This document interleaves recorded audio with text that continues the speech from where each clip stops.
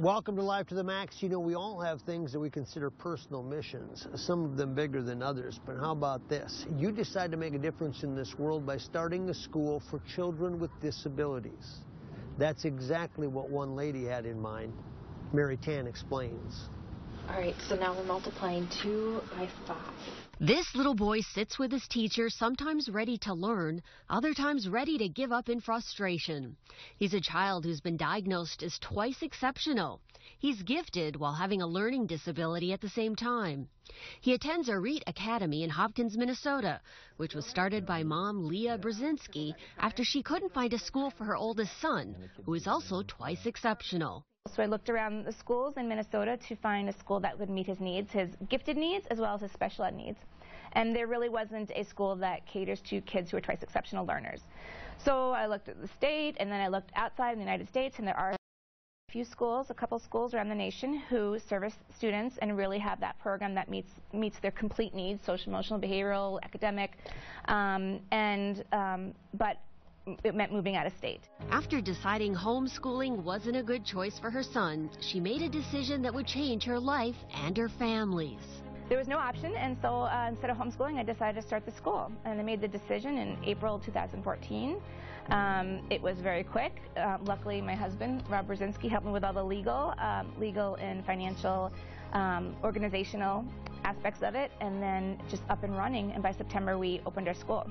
Leah's husband is Rob Brzezinski, who is the Minnesota Vikings Executive Vice President of Football Operations. Together, they adopted 5 children from Korea who have special needs. Even though Rob has his own job stress at his high-profile NFL gig, he looked at it as an opportunity to help his own kids and a way to give back to the community. When we were first trying to process this, because she said, let's start a school. I'm like, what? Oh, okay. Well, and it's got to open in 5 months. I'm like, how are we going to do this? Maybe we should homeschool if a regular education setting is not going to work. Maybe we should work with some other families in homeschool. And she says, no, my son is going to go to a school like everybody else, and he's going to find a place where he belongs, where he fits in. And what are you going to say to that? You figure it out. Leah's background prepared her for a new endeavor. She has a bachelor's degree in elementary education, a master's in speech-language pathology, and a doctorate degree in child and youth leadership with a focus on special education. Kids with dyslexia and dysgraphia and younger kids, they used to, before technology, or to practice letters and numbers, they would practice and write. When kids are preschoolers and they're learning the alphabet, they a lot of times have these little sensory tables, kind of like this, but preschool size. And so they're practicing letters forwards as opposed to an S going this way. And so I asked some builders, they said, what can we give you? And so I said, can you make one of those sensory tables for preschoolers when they learn letters to middle school size so that it wasn't so babyish? Arit Academy also prides itself by offering small critters to not only help teach subjects, but help children suffering from a variety of ailments. What do the kids think about Frida? They love the animals. I think animals are very calming, and so a lot of our kids struggle with some anxiety and just meeting their academic challenges, and so the animals are really soothing and interesting. In the science room, it's a living and breathing planetarium, complete with rabbits, bearded dragons, and even Madagascar cockroaches. So you might get a little bit of crawling when I first set it down. Okay. Oh, they're cool. They're they're not like what I expected. Yeah, the feet really, really sticky. They've got big hairs on the bottom of their feet. So where do you find these cockroaches? Zoos, pet stores, and Madagascar. Oh, yeah, that's all. So lots of times you'll see them in movies. Since they're learning science, kids at Arit Academy also learn about sustainability. It has 2 purposes: teach kids science and save the school money by providing their own food for the bearded dragons and other reptiles.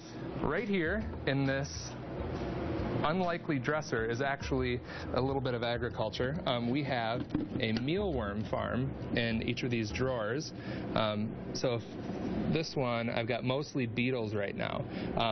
But mealworms are a lovely treat. They're an okay treat for dragons, but they're a great treat for leopard geckos. So how did the morning go?